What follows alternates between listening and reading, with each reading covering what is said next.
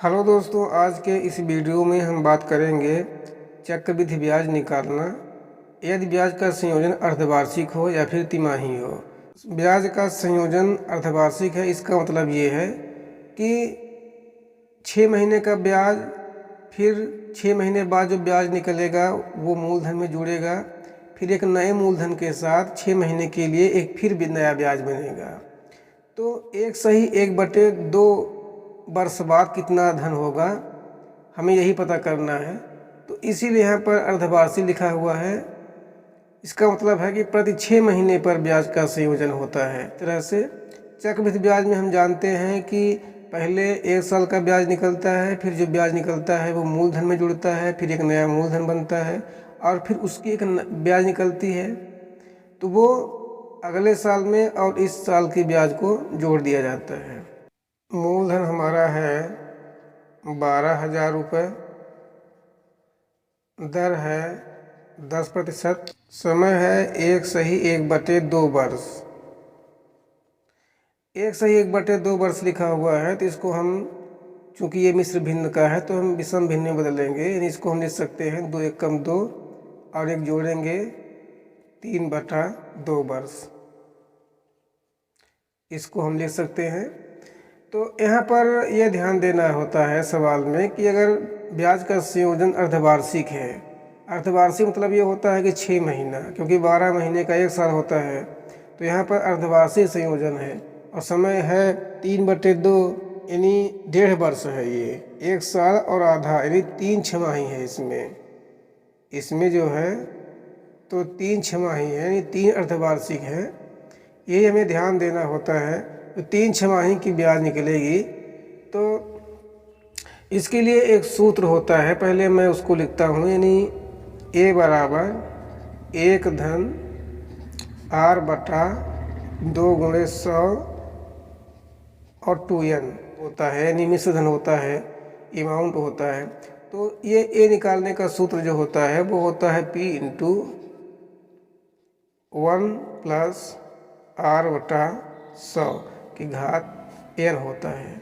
लेकिन ये हमने 2 का r में भाग लगा दिया है, क्योंकि जो ब्याज का संयोजन है वो अर्धवार्षिक है, तो r है आधा हो जाएगा।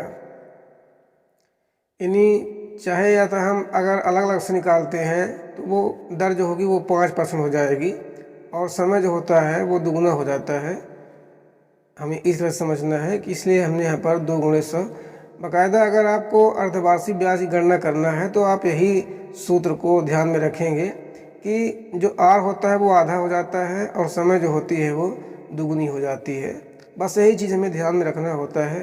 तो हम सूत्र पर मान रखेंगे, तो ये 12,000 P हो गया, 1 धन R है 10 और ये 2 गुणे 100, तो ये हो जाएगा 2 पंचा 10 और 5 एकम 5, 5 दूनी 10, तो ये हो जाएगा 20। इसका मतलब ये है कि इसको हम लिख सकते हैं 12,000 1 धन 1/20 की घात, यहाँ पर 3/2 है, इसको हम लिखेंगे 2 गुणे 3/2। ये 2 से 2 कैंसिल हो जाएगा तो बचेगी 3। अब यहाँ पर ये भिन्न का जोड़ बन गया है, तो इसको हम इस तरह से लिखेंगे कि 12,000 और ये 20 को हम एलसीएम लेंगे, तो 20 का हम इसमें डायरेक्ट भाग कर देंगे। तो हम 20 का गुणा करेंगे तो 20 से कम 20, 20 का 20 में भाग लगाएंगे तो 1 आएगा और 1 का 1 से गुणा करेंगे तो 1 होगा और ये घात 3 है। 12,000 गुणे ये 21 हो जाएगा, 21/20। अब यहाँ पर क्या है कि घात 3 लगी हुई है, तो इसको हम 3 बार लिख सकते हैं। 21/20, यहाँ पर 3 शून्य है तो 3 शून्य यहाँ पर है, कट जाए 1 2 3, 1 2 3, ये 3 शून्य कट गई, यहाँ बचा 12। 12 में हमने 2 का भाग लगाया तो 6 आया, 2 छक्का 12 है, ये भी कट गया। फिर इस 2 का भाग हमने 6 में लगाया तो 2 तिहाई 6, ये भी 2 कट गया और ये 2 बच गया। तो यहाँ पर हो गया 3 और 21 गुणे 21 गुणे 21, ये और ये बटा 2। अब हम 21 में गुणा 21 करेंगे और जो आएगा उसमें 21 का गुणा करेंगे, फिर जो आएगा 3 का हम गुणा करेंगे और बटा 2 का हम भाग लगा देंगे तो ये आ जाएगा 13,891.50 रुपये। यही हमारा आंसर हो जाएगा। छमाही निकालना है हमें, तो हम r में 2 का भाग लगाते हैं, यानी जो दर होती है वो आधी हो जाती है और समय जो होती है वो दुगनी हो जाती है। तो इस तरह से इसको हम हल कर सकते हैं। अब देखते हैं अगला सवाल। इसमें 1,00,000 रुपये का 8% वार्षिक चक्रवृद्धि ब्याज दर पर 1 वर्ष का ब्याज कितना होगा यदि ब्याज प्रति तिमाही संयोजित होता है।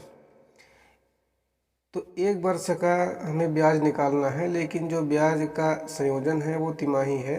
तो 1 साल में जो तिमाही होगी वो 4 होगी। तो 1 साल का 12 माह होता है और 1 साल की हमें ब्याज निकालना है, लेकिन उसमें जो तिमाही है वो 4 होगी। तो जो हमारा समय है वो 4 गुना हो जाएगा और दर जो है तो 1/4 हो जाएगी। तो हम लिखेंगे P × 1 + R बटा 4 × 100 और ये हो जाएगा 4n। यानी जो हमारी समय है वो 4 गुनी हो जाएगी और दर में यानी R में हमने 4 का भाग लगा दिया है, तो ये 4 × 100 लिख दिया है हमने यहाँ पर। अब यहाँ पर मान रखेंगे तो ये हमने मूलधन रख दिया यहाँ पर 1 धन R 8 है 8% और ये 4 × 100 और ये 4 × n यानी 1 वर्ष है तो 4 × 4 हो जाएगा। यहाँ पर इसको हम छोटा कर लेते हैं, तो 4 का भाग 8 में लगाएं तो 2 आएगा, 2 × 2 और 2 का भाग 100 में लगाएंगे तो ये हो जाएगा 50। तो इसको हम लिख सकते हैं यानी 1,00,000 गुणे यहाँ पर 1 धन 1/50 और घात हो जाएगी 4 × 4। यहाँ पर भिन्न का जोड़ बन गया है तो इसको हम लिख सकते हैं 1,00,000 गुणे, यहाँ हम एलसीएम लेंगे तो 50 आएगा और 50 का 1 में हम गुणा करेंगे तो 50 × 50, 50 में 50 का भाग लगाएंगे तो 1 आएगा और 1 × 1 की घात 4।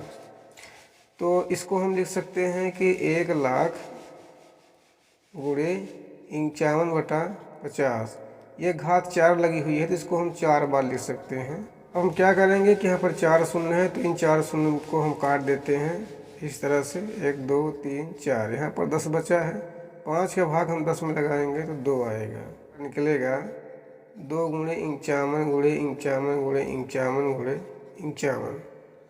हमें पहले 51 में 51 गुणा करना पड़ेगा, फिर जो आएगा फिर 51 का, फिर जो आएगा उसमें फिर 51 का और लास्ट में 2 का गुणा करके हमें 25 पंचे यानी 55 25 और 25 में 5 का गुणा करेंगे तो ये हो जाएगा 125। 125 का भाग लगाना पड़ेगा। तो जब हम ऊपर का गुणा करेंगे तो ये हो जाएगा 13,530 402। 1,35,30,402 और इसमें हम 125 का भाग लगा देंगे, 1,08,243 रुपये आएगा। यही आंसर हो जाएगा। आज के वीडियो में बस इतना ही।